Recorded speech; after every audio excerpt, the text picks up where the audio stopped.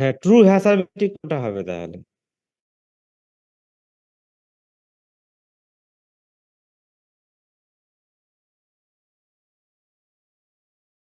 Fertile সবগুলোই আছে, but এর থেকে কতগুলো বাচ্চা হলো, মানে টোটাল ডিম কালেক্ট করলাম তার ভিতরে এটা।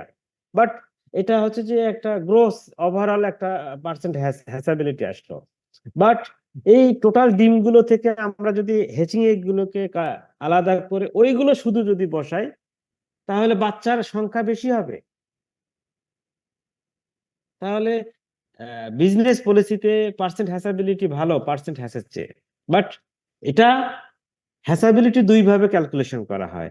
একটা হচ্ছে যে 3 নাম্বার সি, টোটাল এগের সংখ্যার উপরে, অথবা টোটাল ফার্টাইল এগের সংখ্যার উপরে।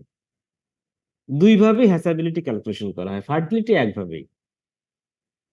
বোঝা গেছে? জি স্যার।